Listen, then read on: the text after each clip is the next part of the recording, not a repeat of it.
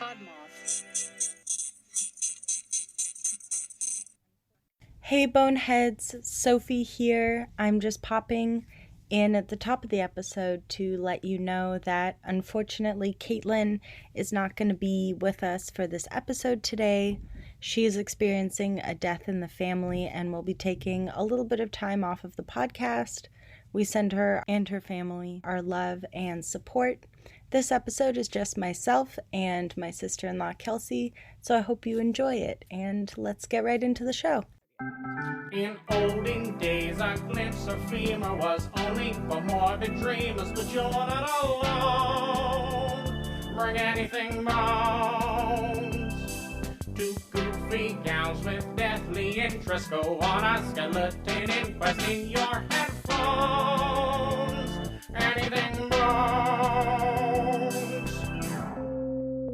Hello and welcome to Anything Bones. I'm Sophie Schwartz, and this is the podcast where we talk about bones and bone-related objects, topics, also objects. I think that's within it. Today, Caitlin, unfortunately, is not able to be with us for the podcast, but, when duty calls, amazing people answer. And today, as my guest co-host, I actually have my very own sister-in-law, who is a major fan of the podcast, a lover of cats and politics and all things macabre. Ladies and gentlemen, Kelsey Summer Schwartz. Oh, thank you. What an intro. Hey, Soph. Hey, thanks again for being here with me and talking some damn bones. I'm so excited to be on the pod. I'm a OG bonehead, so this is super, super exciting. And yeah, thanks for having me on. Yeah, of course. I just wanted to ask you a couple questions before we got started. Yeah. You are a lover of all things macabre, as I said. How did you find your spooky interests? Have you always been a lover of death and crime and things of that sort? Did you come to it late? Yeah, I feel like the origin story is a little hard to find the exact pinpoint of when I became interested in death and dying, which is quite a little bit of it's becoming less strange, I would say. There's a lot of pods and different things. Definitely original, started listening to My Favorite Murder, which has, of course, a classic. The pod, right? A classic. And yeah, there was, you guys had one of your friends on previously that was talking about, being a woman and like having to survive the world and kind of like studying up on all these different things. My mom used to send me all those terrifying emails, which I'm pretty sure everyone's mom does, of like, oh, don't, put groceries in your trunk. So I feel like don't put your purse on the passenger seat of your car while you're doing gas and your car is unlocked, because someone will come and steal your purse. Yeah, there is an endless amount of fear that just courses through my blood and bones. And so I feel like, it probably started with all that. But since then, there's some fun stuff too that's mixed in, and a real reverence of death and dying. Yeah, I think a lot of reverence and respect, but I think you're a lot like me in that you take the world both very sincerely, but you can also have a bit of a laugh about it. Because, if you're not laughing, you're crying, right? Like Exactly. So yeah, I think that's kind of where my interest started. Yeah. And I also just wanted to ask you, you're a lover of politics, and I know you're also in school. Do you want to talk a little bit about that? Sure. So I am getting my master's in public policy at UCLA, as you know, and all the time people are like, what is public policy? I know it's not. I also want to know, what is public policy? I know. And I'm still figuring out my good elevator speech after completing my first year, just about to start with my second year. And so you said you're going to reorientation.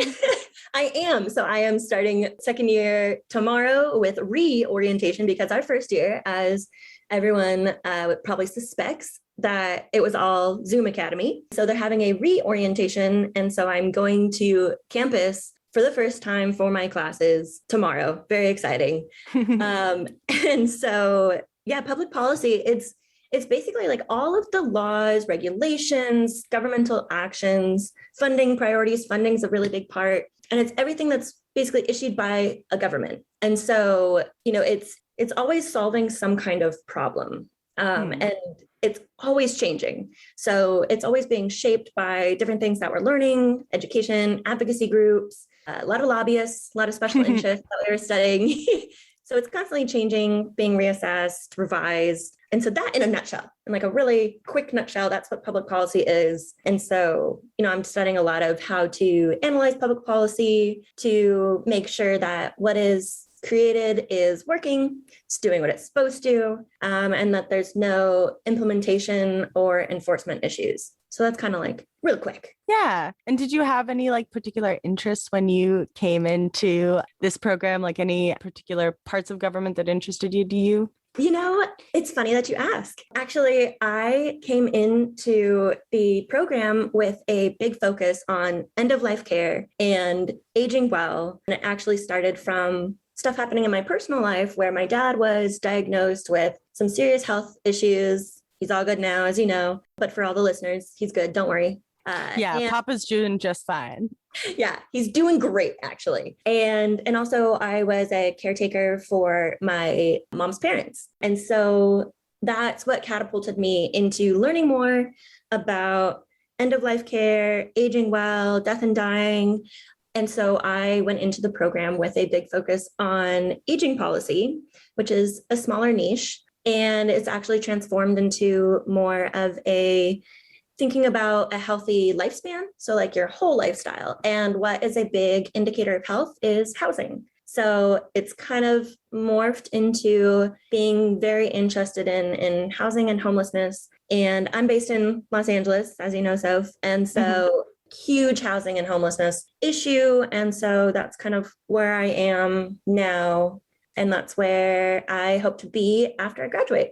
That's awesome. I think, up here in Seattle, we also have a huge problem with housing. And I think we definitely need to get our policies, our public policies in order. But that's amazing. Thanks for sharing a little bit about yourself with us. I have had such a pleasure of getting to know you. You've been with my brother since he was in college, and, we've bonded as sisters. I stayed at your house a couple of summers with you and Matt, just hanging out, playing with the cats, Buster, the black cat.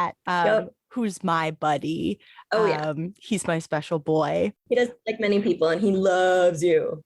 Oh, yeah. I spent when Matt and Kelsey lived up in Washington very briefly, they were down in LA for Christmas, and I got to watch Buster by myself, and we spent a wonderful night watching TV together, and him sitting on my shoulders, and routinely putting his head on top of my head or climbing on my back. When I would walk back behind the couch, he would climb up on my back.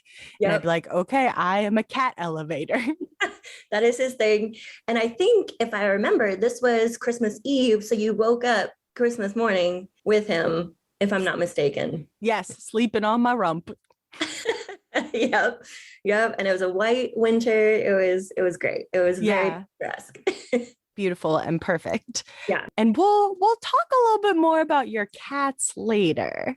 We'll save that for later, but I thought we could hop right into some bone talk.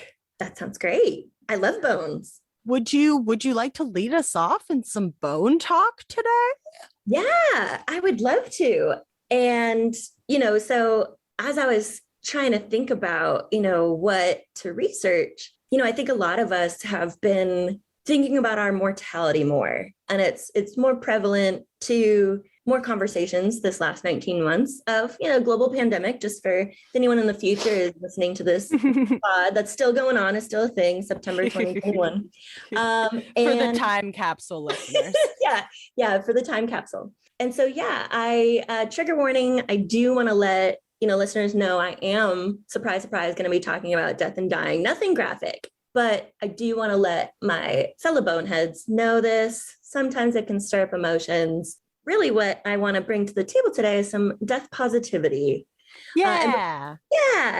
Before I forget my sources. So what I'm going to be talking about are based on articles from the Order of the Death.com, US Urns Online, Seattle Times, scattering-ashes.co.uk. It's a long one. Gee, I wonder what that website's about. Yeah, I know. And recompose.life. Okay, so first off, for anyone new to this very death positive pod, some may be asking, well, what is death positivity? Great question, Bonehead. Death positivity is, quote, a movement that seeks to remove stigma and shame from conversations about death and grief. To be death positive is to understand that thinking about and talking about death are normal and that people experience death and grief in very different ways. Yeah, thank you for just going ahead and defining that, honestly, because like I think we talk a lot about death positivity on the pod, but I don't think we've ever actually been like, hey, this is what fucking means. Yeah, and I think it's hard, you know what it is, but to really, like the public policy nutshell definition, it's hard to really kind of boil it down to its one or two sentences. And that's from the Order of the Good Death, which is a really great resource for all things death positivity as well. And yeah, I love them. They are our favorite mortician. Caitlin Doty is a big member, a founding member, I believe, of the Order of the Good Death. And their work actually is one of the things that inspired us to start this podcast. Oh my goodness. Full circle. Full circle. Ouroboros. The bone is eating its own bone. Oh my gosh. Yeah, it's amazing. This is the first time that I'm stumbling upon it. So major, mind-blowing, different articles, lots of good definitions, facts, all this stuff. And really they're just trying to make death not such a taboo subject. And also, that thinking of death as not able to be talked about, that can be bad for our mental health. And also it can really hurt everyone's ability to grieve healthfully. And that actually talking about it can lessen our anxiety and just make the whole ordeal less traumatizing. Because really, when you think about it, the fear of death really is one of the foundational roots of all of our anxieties. And I am going to stop with the depth right there and just say that is the basic concept of death positivity. So the fear of death is one of the things that makes us human. The fact that we know we're going to die and that we have a limited time is like, it's the paradox of being human. Right. So I very much admire the Order of the Good Death for looking into that fear and going, let's examine that. Yeah, it really is a more vulnerable state, as well as, can be really empowering. And yeah, it is, spoiler alert, everyone dies. So it is definitely, sorry, should have glossed over that. And so that is kind of where I wanted to start with my topic, which is, it's going to be light, I swear, but it is talking about what to do with your body after you die. So choices. There really are so many choices. And a lot of people maybe refer to this as death planning. Sounds very metal, but so dying, it is a natural part of everyone's life, and planning what to do with your bones after you're done with them can actually save your loved ones from having to make those decisions. And so think of your death plan as a final gift to your loved one. And also, I just want to take a moment to acknowledge that there is a lot of privilege with being able to plan what you want to do with your body after you're gone, as well as the ability to afford it. Yeah, funerary expenses can be in the thousands. Seriously. And dealing with the body costs money as well. So yeah, there's a lot of kind of economic stuff tied up in death as well. Yeah. And, it might be news to some listeners because it's not really a thing that's talked about. It's not really a thing that you really have to deal with until you're dealing with a loved one or your own. And so, there's definitely a lot of options though out there at all different costs. And there's some really fun ones too that I did not know of that I'm very excited to tell you about. And there's the traditional ones like burial and cremation, but you can also be made into a firework. Oh, yes. That's amazing. You can have your ashes pressed into a diamond. I've seen videos on TikTok of this woman who does this. And I saw this great video of her, kind of responding to people being like, why do you seem like you like doing this too much. And she showed a bunch of videos of giving people these beautiful diamonds made from their loved ones in like sentimental pieces of jewelry, like rings or necklaces. And like, it means so much to these people. So I think that's a really fun one. Yeah. And, it really is like this. There's so many options and, there's different strokes for different dead folks. So I'm really, excited to go on this bumpy ride with you and talk about not all of them. This list is not exhaustive, and actually the pod has talked a lot about these different ones. Like you can donate your body to body farms. And that was one of the original episodes. And so head back there if that one. And this is where schools will study how bodies decompose. And this helps with forensic science. So you are helping solve crimes and a lot of different good things by donating your body to a body farm. Very cool. If you're a big murderino and you want to like help forensic science when you pass, this may be the option for you. Yeah. And when I was doing a lot of this research and writing a couple notes out, I kept feeling like it was very infomercially, and I loved it so much. It was like, oh, what do you want to do with your body? Well, option number one is blah, blah, blah. I love this. I know.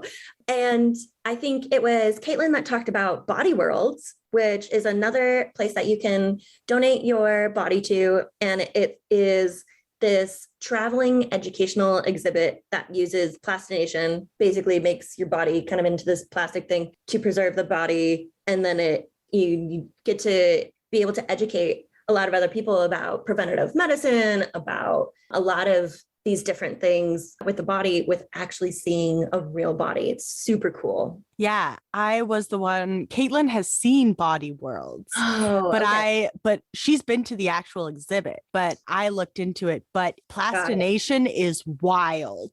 If you want to know about how they preserve the human body and how they can like preserve slices of tissue that are like whatever millimeters thick, go listen to that episode because that's some wild shit. Yeah, I know. And yeah, definitely call back to a couple different episodes. And, I'm not going to go into those ones too much. You're not going to talk about the plasticine giraffe. Oh my gosh. So my parents actually took my brother and I to Body Worlds when I was down here in LA. Yeah. And I swear, couldn't have even been 10, 11, something like that. And I don't think it really stuck with me, or like, I don't think I really even realized, or it wasn't very like a heavy thing. It was just like, oh, cool. This is at the Science Museum. Very cool. Like, here's a huge horse, because they also have animals. Mm-hmm. And it was, looking back at it, such a cool experience and really, really neat. So if it's in your town, I don't know where it is in the world right now. But so the pod has talked about that. And a lot of people just think about, oh yeah, you can donate to medical schools, which is always a great option too. And actually, there is a website, sciencecare.com, and that website is a company that helps with placement. So if you're like, I have no idea where to start, go there. You can be helped with placing your body, your bones, once you're done with them, and, placing with medical schools, with these different science, educational, all these things. And also, if you're an organ donor, you can still donate your body to science afterwards. They'll just get what's left. And, big shout out to fellow organ donors listening. Hell yeah. Me too. Right? Yes. Yeah. And, my dad had a kidney transplant. It was from my aunt, who's alive, both doing well. But it was also an intro to a big wide world of organ donating, and also the whole transplant process. Very cool. And really, I think giving the gift of life is probably the coolest thing you can do with your body when you die. Yeah. And a part of you kind of lives on in another person. Yeah. And your relatives also know, like, you used your life to help somebody else. Yeah. And if you want to have some tear-jerking videos be a part of your life, there are many YouTube videos of, parents listening to their kid's heart that was in a transplant recipient. And, these beautiful, I know. I'm misty-eyed already just hearing that. I know. And so, there's really a lot of good that, you can do even after you die. And so that's kind of why I wanted to start there and, also nudge everyone to become an organ donor. Okay. Stepping off my soapbox. And get vaccinated. Yes, that too. You can be a good person in life to get vaccinated. Okay. So another option that is kind of sciencey is cryopreservation. I'm sure you can kind of guess what that is. And, it's a little less heavy in the helping other people or future generations department, but I'm going to stop right there with shaming other people's death plans. So no shame in your death plan, but if you want to go Disney Frozen head, I'm side-eyeing you. No. Actually, in one of the articles that I was reading about cryopreservation, like the first line was like, Walt Disney is not cryopreserved. Like that somehow started out of nowhere. And I was like, okay, I'm glad that they know, why we're coming to this article. A, nobody asked you. B. And so, the Cryonics Institute is one of the big ones. And they basically use liquid nitrogen to cool your body down to a temperature where it basically stops physical decay. And this is done in the hope that future technological advanced scientific procedures will someday be able to revive you and restore them to youth and good health. Oh, that's wild. Yeah. I just don't think we'll get there in time. It's great optimism. Love it. But so that's an option. It is an option. That is an option. If you would like to become a nice person, that's your choice. So if you're not a sciencey person, though, I hear you. I hear your dismay. Let me calm you. Yeah, I feel your pain. I kind of alluded to this one, but you can go out with a bang and have your ashes made into a firework. Hunter S. Thompson is turning around going, what? Yes. So there are a couple different places, but in the US, I really only found one funeral home in Missouri. You do not have to be a Missouri resident. Nice. And, they will take the ashes. It's not your body, it's ashes. God damn it. No limbs flying over. And so they will do like a little 4 to 5 minute fireworks show, and your ashes will be in some of those fireworks. Actually, your cremated remains, or how I was seeing people talk about them, cremains. I love when people call them cremains. I know. Like, you portmanteaued it. I'm proud of you. I know. And they actually, the average size is about 7 pounds is what your cremated remains are. And so if you think about, fireworks, you can't just that's not your average neighborhood firework, for 7 pounds and then you also got to have all the other stuff. So they are the bigger, huge event ones that company does. But then there's a UK based family run, always support your family run businesses, UK based family run business that you can contact with at scattering-ashes.co.uk. It's that one. And they have actually a ton of varieties for your ashes, hence the scattering ashes. And one of which is to be put into a firework. And actually they have big or small. And so the big ones, I was reading, you have to be a licensed pyrotechnician. I don't know exactly the listenership and if that is a common thing for the listeners of Anything Bones. But you can also be made into a small firework through this company. So, that's a very spectacular send-off, I would say. I love that. Yeah. I can't imagine anything more beautiful than, we love a fireworks show.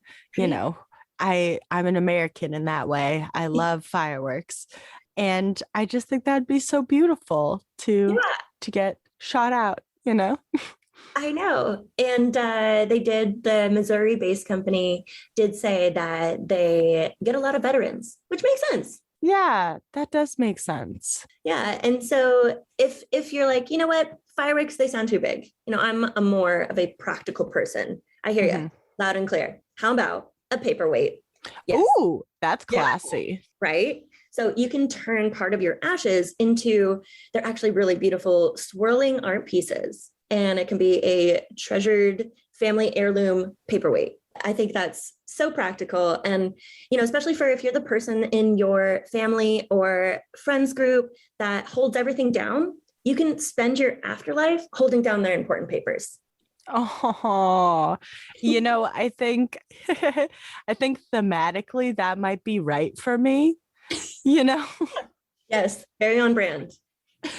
I tend to hold a lot of things down. My therapist tells me I'm a big supporter. So maybe a paperweight or like a candlestick. Yeah, definitely. I can definitely attest to your ability to hold all of your loved ones down, checking in on everyone. So, that might be, a good practical option. Yeah, a little Sophie Schwartz paperweight.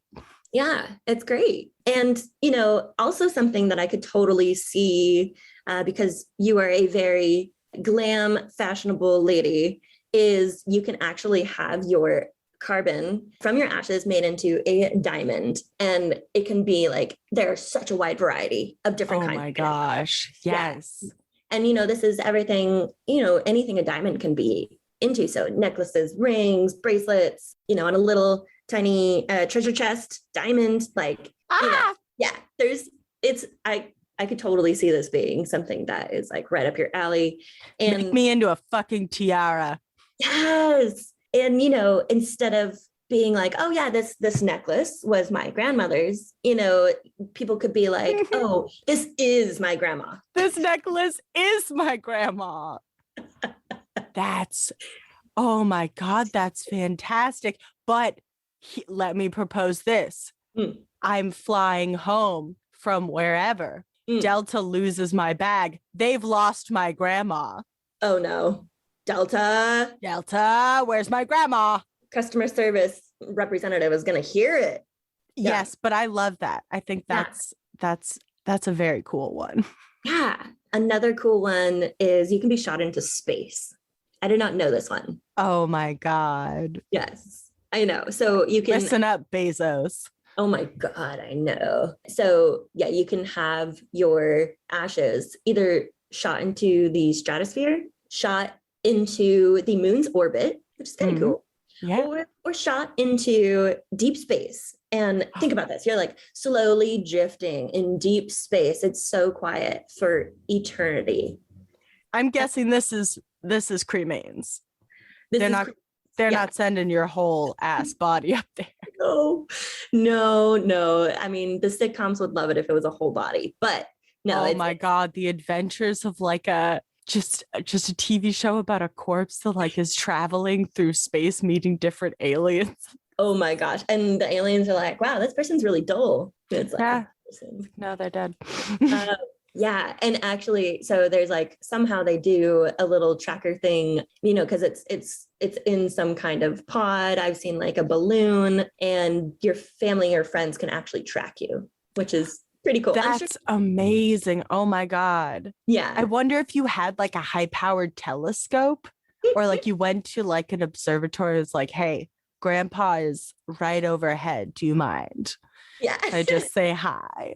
But that is so cool. That is so cool. I know. And like, I'm definitely very intrigued and fascinated with space, everything celestial. So that is like a really cool option that I had no idea. And actually it's very environmentally friendly because they use renewable hydrogen to provide lift force. For the balloons, they are made of non-toxic, undyed, biodegradable latex, 99% of which is recovered. And your ashes, if you do the stratosphere one, they're scattered so widely that they are undetectable at point of landing. So that's also cool. You're not hurting the earth. Yeah, I love that. Environmentally friendly. And if you're a person who loves to travel, you could be all over the world.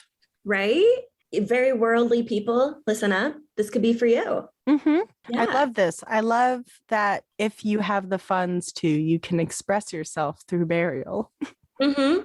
And the space one it ranges from like 1 or 2,000, which is less than your average $7,000 regular burial. Yeah. And it does go up to like 12,000 for either the moon orbit one or the deep space, but still like 12,000. And thinking about like your average, run of the mill, buried in the ground funeral is like averages, depends on where you are, what state, it's about 7,000. So it's not that extreme. I mean, yeah, in the ground burial costs a lot. I guess it's easier to go up than down. Yeah. And you're not taking up land.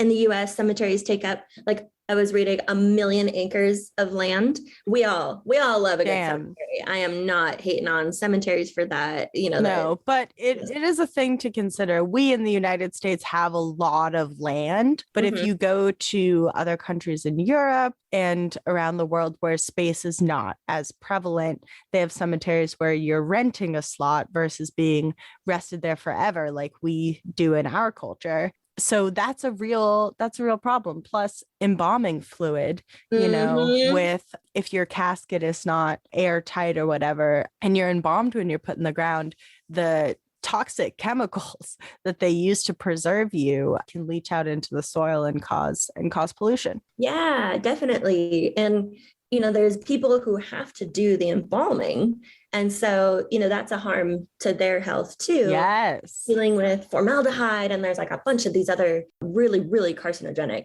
chemicals. And, it's basically to preserve a body, that you're going to put into the ground. And, it's kind of a weird tradition to have.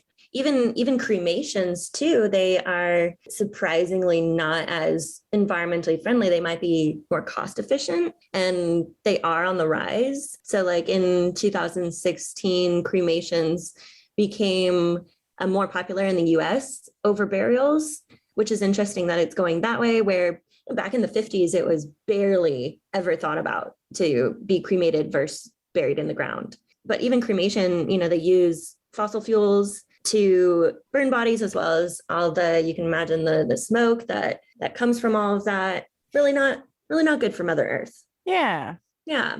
And so, with that, thinking about being more eco-friendly, what a better time than for a newish called water cremation, which aquamation. Yes. So yeah, it is. It has a couple different names. They all mean the same thing: aquamation, alkaline hydrolysis, or biocremation, all the same thing. They use heated water and pressure to basically do the same thing as cremation, but it's 75% of a lower carbon footprint. Wow. Yeah. And this is legal in about 20 states, including California and Washington. Hell yeah. Yeah. And, so on that, there's so many green alternatives. So, there's some fun ones that I was talking about for sure. But, there's some other ones, and even just little things like switching to a biodegradable container or avoiding embalming fluids. You can really, use your death plan to make sure that after you die, your body's not doing any more harm, or the way you're deciding to be buried or whatever is just a little bit better for, future generations, for the earth. And actually, Soph, you had introduced me to one of these types of eco burials many years ago. And it is where you get buried in the pod. Yeah. That then it's a biodegradable pod, kind of looks like an egg. And then people plant a tree, like a little sapling, right above. And then, your body will nourish this tree. And I thought it was such a beautiful idea when you were telling me about it, that, your family or friends or whoever, your family of choice is, can come and sit under the tree, visit with you. And, like I said, we all love a good cemetery, but think about a cemetery that instead of that, the typical tombstones, it's just all trees and like different trees, and like it's beautiful and naturey. And that just is so lovely to me. Yeah, I love the thought of looking at a forest and knowing that like under each tree is a person, who had a whole life and now there's a whole life living on top of them. And you Yeah, can like sit under the shade of grandma and read a book, and hang out. I know. I was just like, oh my gosh, that is such a great way to plan, the end of your life. And it's everyone's really into eco living, so why not plan an eco death? Way cooler. Yeah. Yeah, put your money where your corpse is. Right. And so, there's another one like this where it is basically people are calling it a mushroom suit. The mushroom suit, the mushroom suit. Yes, please tell us about the mushroom suit. Yes, you must do the mushroom dance when you talk about the mushroom suit. Exactly. You would not see this. You're at home, but I did a dance about the mushroom suit. And it is the formal mushroom dance. Mm-hmm. And I just think that is so fun. But it's basically a suit. There's a great TED Talk on it.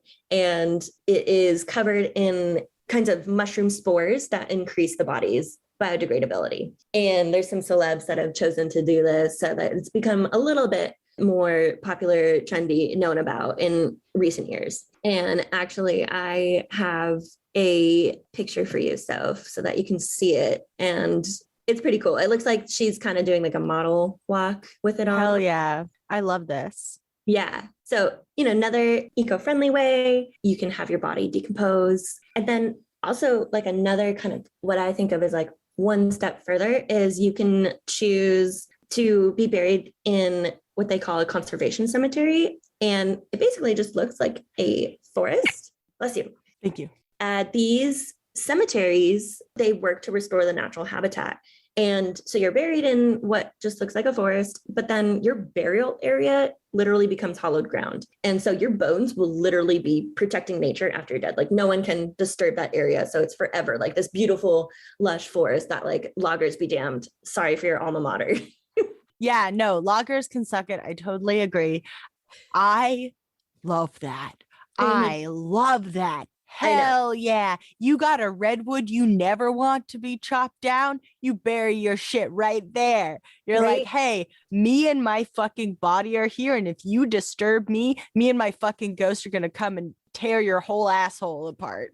Yeah. It's like the equivalent of, chaining yourself to a tree. Yes. In your death. Yes. Forever, Oh my God. Death activism. Right? Very cool. This might be the one that I'm planning. And if I just have like a couple left, there's one that actually it's along the same line. So like if you're a lover of the sea, you can actually have your ashes through the company, the Eternal Reefs Project. You can have your ashes turn into, and it looks here. I have a picture for you. It's called a reef ball, which is fun. And it's Reef ball. Reef ball. You want to play reef ball?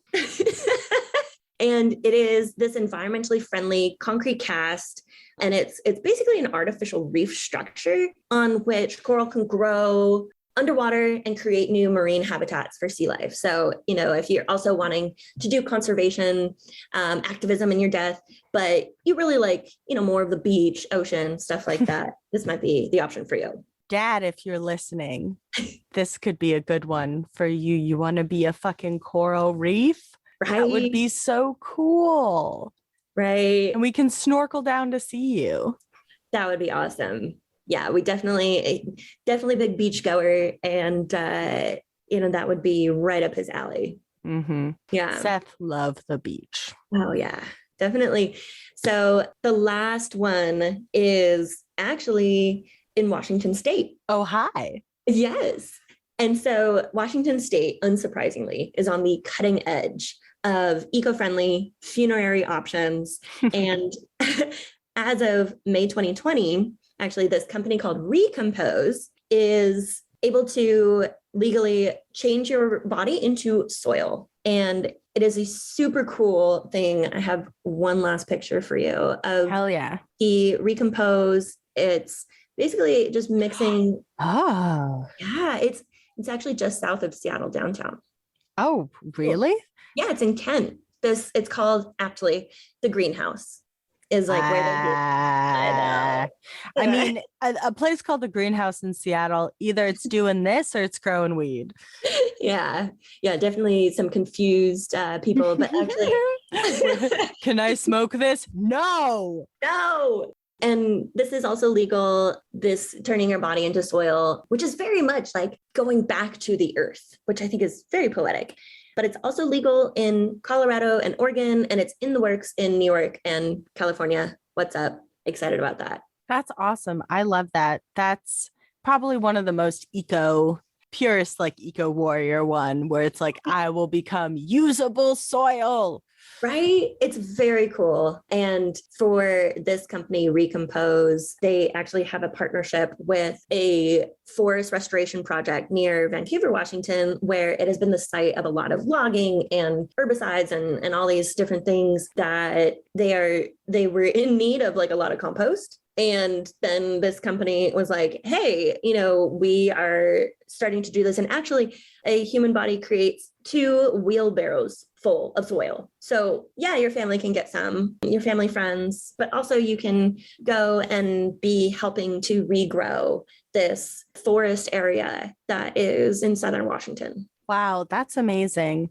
I love that because A, it restores the trees. We fucking love the trees. And B, like, I like that your friends and family can have it also to like have a garden where, you can grow a big, beautiful sunflower out of grandma. Like I love that. That's symbolically beautiful to me. I know. I definitely agree that there's a certain profoundness in your remains becoming the source of life for forests. Yeah, I think that's where a lot of some of these just boil down to, is that like your body is a life-giving source to something else. Because I think we have an inherent want to continue after we die in some way, either our memory through the people who knew us, or a place in a cemetery, or a tree that grows on top of our bodies. We want to be remembered and we want to make a mark. Mm-hmm. And a lot of these are trying to make positive marks, Yeah, very much so. So those are the options that I did some research on. There are many more, but that might get, everyone's wheels turning on what kind of death plan they want to have.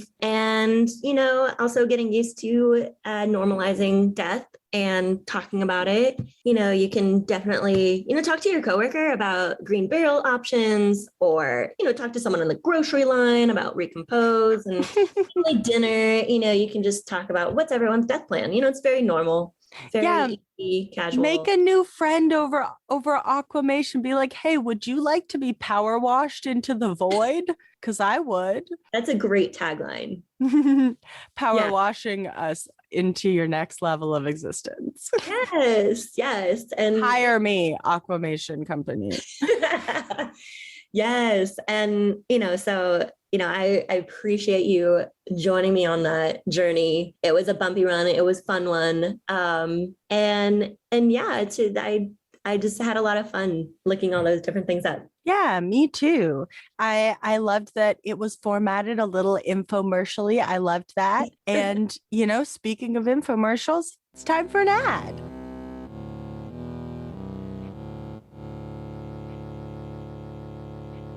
Memento Mori, an object serving as a warning or reminder of death. Death is inevitable, but how it happens can be tragically unfair. It can be dark, cruel, hateful, or just plain bizarre.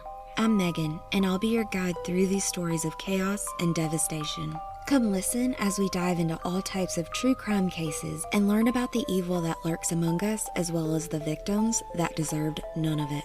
Join me every Monday for a missing person minisode, and every Thursday for a regular episode.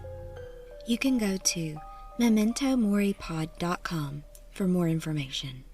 Monsters are real, and they look like people.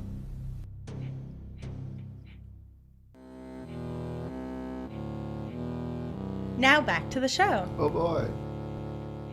Wow, that was fantastic. I will be definitely thinking about my burial options a lot more, even though I'm a person who already is thinking about that. Yeah. But I'd love to shift focus a little bit from human burial to cat burial. Oh, yes. And I would like to center on ancient Egypt. Ooh. Because, you know, when it comes to cats, a lot of people like to reference ancient Egypt as, you know, they revered cats or whatever. But I would like to set this record a little straight. And Kelsey, would you like to maybe tell us about your cat credentials? How many cats live in your house? Yes. So we have 3 cats right now. So Matt and I are outnumbered. And as everyone who has cats know, you do not own them, they own you. Yes. Yes. And what are their names? Oh, so we have Buster, who is the big boy. He just turned 8. Lots of attitude, lots of catitude, you might say. Catitude. And then we still call them the kittens. We got them during quarantine last summer. So they just turned 1 a couple months ago. And that is Rudy and Scout. Oh, they're adorable. They're so cute. They're black and white spotty kittens. Yes. And yes, they're cute and they're a lot of trouble.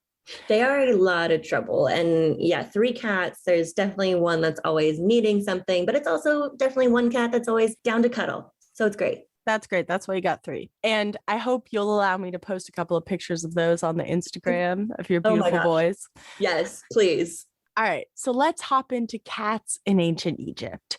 My sources for this, I have a lot. This was a far reacher. We have science.org. We have Wikipedia for the first time. We have Smithsonian Mag. We have Life Science. We have Wikipedia for the second time, Vintage News, and History.com. All right. So in ancient Egypt, cats were revered both socially and religiously for about 3,000 years. So that's a pretty big period of time.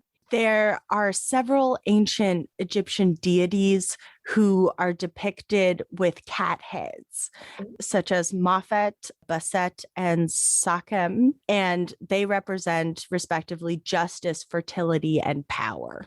Oh, cool. So if you want to rename your cats, justice, fertility, and power. Might save those for future ones. We have a list.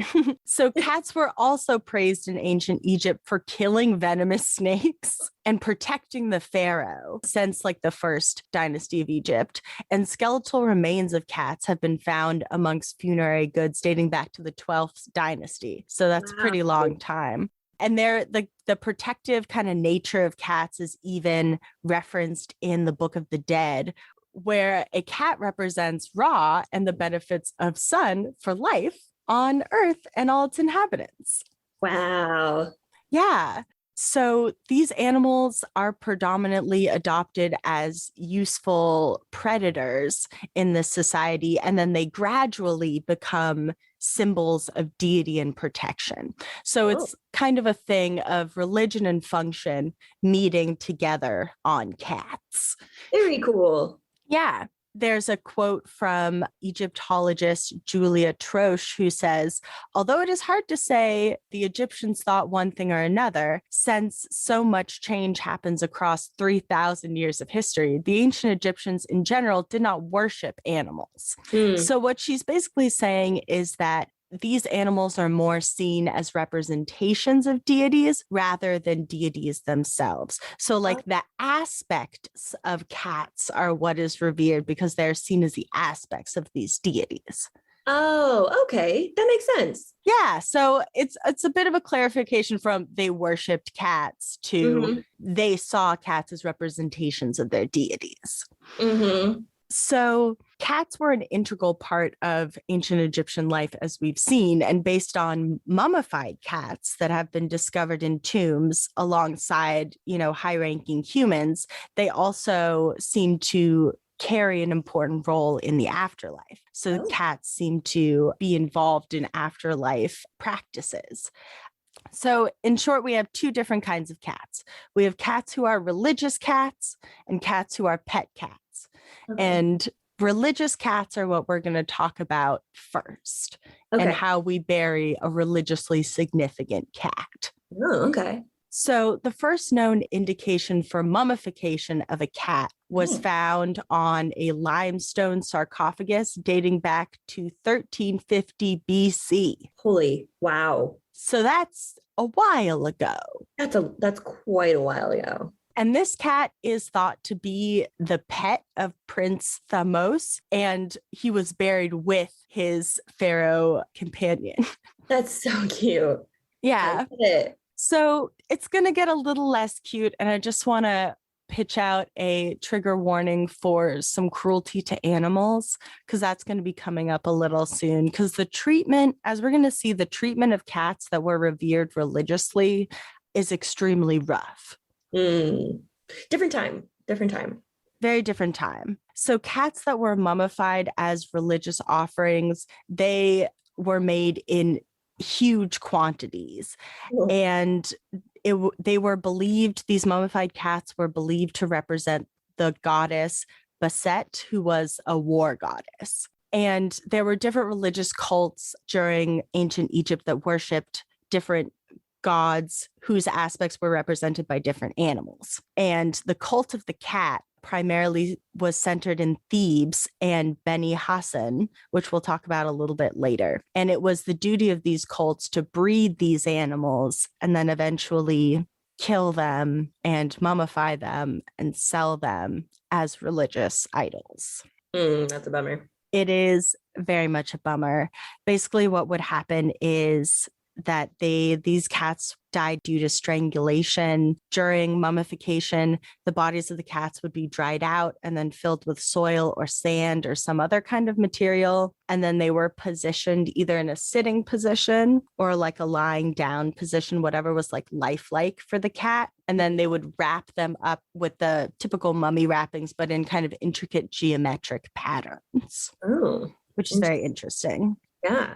So what's interesting about these mummies is that in early development of animal mummification, because we'll talk about this maybe another time, but the Egyptians were down with mummifying a lot of different types of animals. 90% of them are cats, but there's birds, there's jackals, there's dogs, there's ox, there's a lot of animals to be mummified. Oh, cool. Yeah. I did not know that.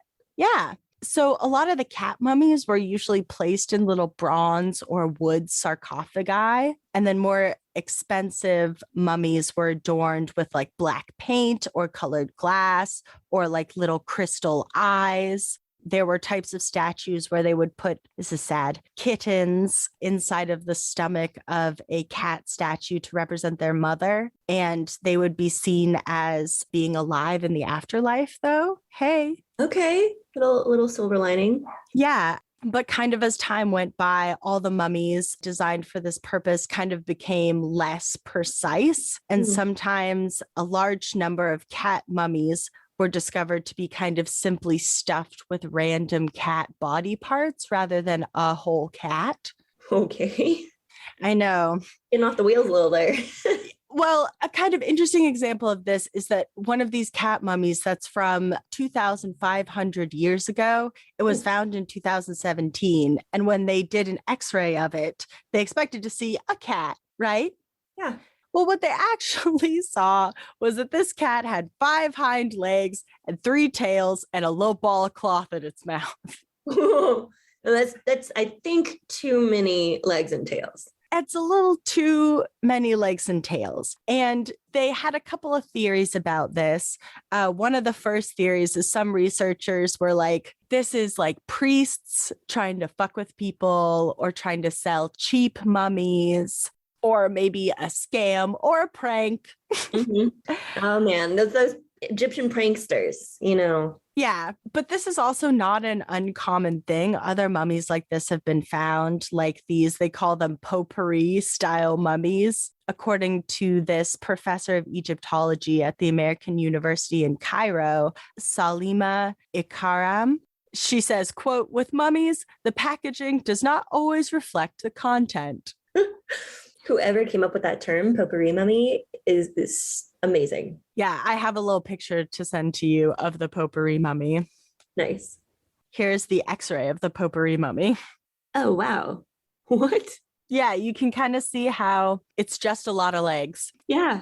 Yeah, it just looks like a bunch of different bones. There's no sort of structure or anything. It's everything jam-packed into there. Yeah. And like I said, that was kind of common. There was a study done of mummified cats and cat parts that were found in tombs in Saqqara, Egypt, which is like a place of burial in Egypt where there are several necropolises.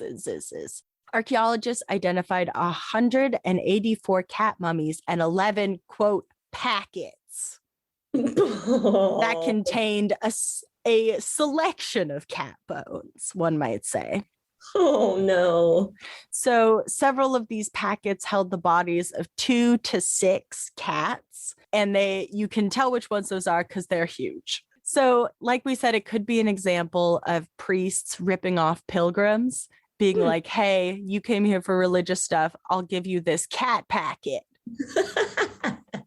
Jeez. Yeah, or also that kind of things fell off during the mummification process. And Egyptians kind of had a belief that part of something symbolized the whole. So they believed that if they mummified all these cat parts together, they would make a whole cat in the afterlife. Oh, okay. That is interesting.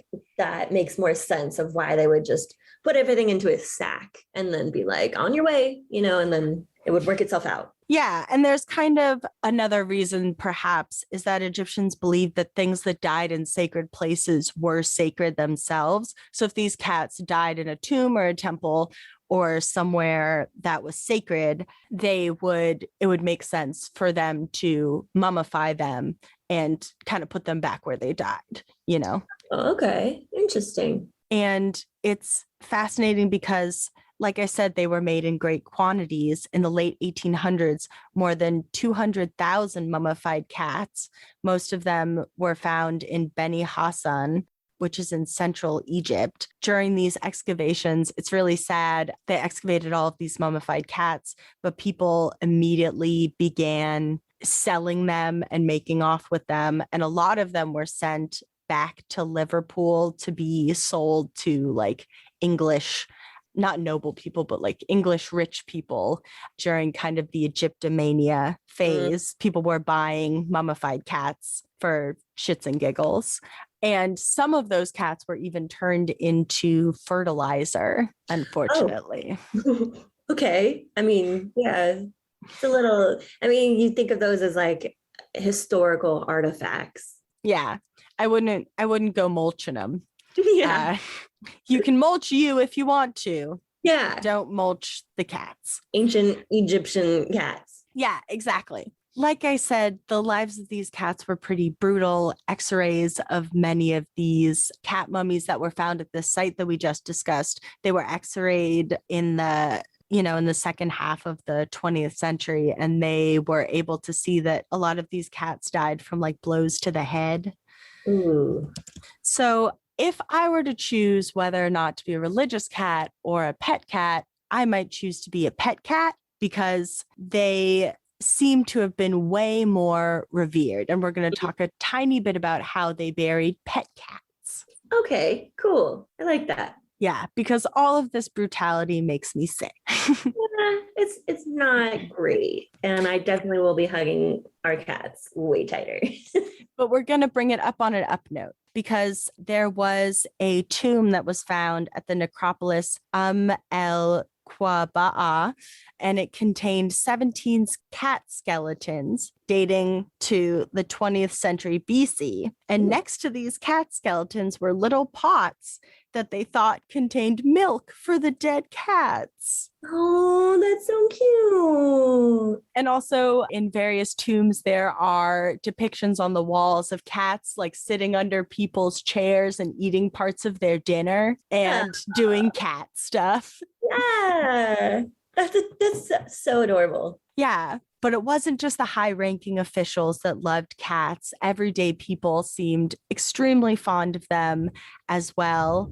Archaeologists in Egypt discovered what might be the oldest pet cemetery on record. Ooh. It's almost 2,000 years old, and it's filled with cats and dogs and monkeys, and it's one of the most heartwarming things ever. So this cemetery is kind of different from these other burials where we see hundreds and thousands of just mummified cats. There's a archaeozoologist named Marta Oskapinska, who is at the Polish Academy of Sciences in Warsaw. She says that unlike some mummified animals that were interred at other sites, none of the creatures in this cemetery show any signs of cruelty by humans. No, good. So a quote from her, quote, "We have old, sick, and deformed animals that had to be fed and looked after by someone. Quote, we have animals, almost all, that are very carefully buried. The animals are placed in a sleeping position, sometimes wrapped in a blanket, sometimes covered with dishes." Oh. So there's this monkey that was buried with 3 kittens and a grass basket, cloth vessel fragments, like little pieces of like pottery, and like 2 very beautiful shells placed on its face.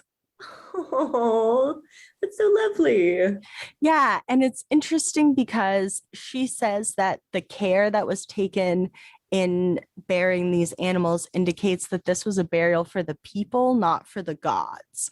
Like that this was not something to please. This was not a sacrifice. This was a personal relationship with the animals. Yeah, I like that. I mean, it's even current now of like people can be awful and people can be super sweet and loving, you know, both sides of like these cat burials. Exactly. And what's interesting about this cemetery is that it's near this place called Bernice, which was an Egyptian port that was a big place for trade. And so they had this big dump, which is what they were actually excavating when they found this cemetery for pets. Yeah. Because dumps, archaeologists love dumps because dumps tell us everything you need to know about a society because it's all the shit we throw away. Yeah, that's true. Whoa, lightning. Sorry. It's cool. So at the time, Bernice was this bustling Roman port, and they found this cemetery by accident. Another quote from our zoo archaeologist, quote, "It turns out to be dozens of cat skeletons. In fact, of the 585 animals they excavated, 536 were cats, 32 were dogs, 15 were monkeys, 1 fox, and 1 falcon." Oh, yeah. None of the animals were mummified, but some were placed in makeshift coffins. For instance, 1 large dog was wrapped in a mat of palm leaves and had carefully 2 halves of a large vessel on top of his body. So like he was buried like with a little ceramic coffin. Oh, how precious is that? Like these people are going to such lengths to bury their beloved pets in such a caring way. Yeah. And like these people had a very close relationship with the pets because kind of a little bit like pets today, these animals may have either worked with their owners, like helping them with their jobs and their chores and agriculture and stuff like that. Cats may have been kept to, you know, catch mice, and dogs could help guard houses or hunt. But there also were evidence they found of like really small cats, or what we would call toy dogs, like really small dogs that couldn't possibly work. So they were keeping these animals just to like care for them and have them. Like there's an ancient Egyptian Paris Hilton walking around with a tiny dog. Oh my gosh. People don't change. Yeah, right. I know. Like even back then when you think of like life being harder and everything, and they're like, oh no, you know, we just have this little chihuahua and, you know, she's just our friend and she just hangs out. And yeah, it's funny because Osipinska calls them, quote, useless cats. Which I think is funny. That is funny. And kind of other clues that we have that indicate that these animals were well cared for was that they had, some of them had iron collars or beaded necklaces. And some of those were quite valuable, like made of expensive, you know, materials for the time. And it's just interesting that in this kind of, one of the articles points out that in this area, which would have been very rough and tumble for the time, you know, it's a port city. So, you know, you've got people coming in from all different places and they're far from home. And so what might they take with them? a dog or a cat or a monkey they found in India. I think that this is it's something that speaks of humanity throughout the times, is that we're always going to bury our pets, you know? Yeah. And it's like very much, it's not a new thing, you know, especially like with the pandemic and people getting pets, or, you know, in our lifetime, pets becoming more and more like our children, like people call them sometimes like fur children. And you know, that this is nothing new. This is like very much a human condition. Yeah, exactly. And kind of, I want to conclude this on that note with something that is incredibly human that was found at this site, which was a small piece of ceramic that had text on it that basically said that if there were cats, pet cats wandering around this place, not to worry about them because someone would feed them. Oh, so it's basically like a sign that says, hey, if you see cats walking around here, they're not like zombie cats. They're just like people's cats and they're being fed. Yeah, like little community cats, and like they're protected and cared for and fed and loved. And yeah, so I just wanted to kind of reframe this conception, kind of almost wrongful conception, that ancient Egyptians worshipped cats. They worshipped cat-like gods, and they saw the gods' aspects in the cats, but the way that they treated the cats that became holy objects was not cool. Yeah. And it's like the religiosity is, you know, maybe parallel of, you know, treating these cats so well, you know, like family members, you know, as pet, which is so interesting and almost backwards of the religious ones not being treated well, and the pet ones that are maybe not tied to religion really are so adored and revered. Yeah, exactly. Yeah. Oh, So that's great. Yeah. So I thought as a cat lover, the second part of this story would ring a little more true with you. Yes, definitely. Oh, I like that so much. That's so interesting. With their little ancient Egyptian cat collars. I know, right? The jewels and, you know, oh, you know, Pookie needs this for the afterlife. And, you know. Yeah. And I do like the idea that putting, you know, that idea of putting all the stray cat parts kind of in one packet makes it a whole cat in the afterlife. I love that. I know. And the mummy potpourri is like a great thing. Mummies were used for a lot of stuff back in the day. Yeah, I will never look at a bag of potpourri the same. Like, this could be cat bones. Is this ancient Egypt, mummification of sack of bones? No, that's just potpourri in my bathroom. Nah, that's just flowers and shit. Well, thank you so much again for joining me on this recording. It was so nice to have you, Yeah, thank you so much for having me. It was a treat. It was a dream. Such an honor. Yeah, it was super fun to be on the pod. So thank you.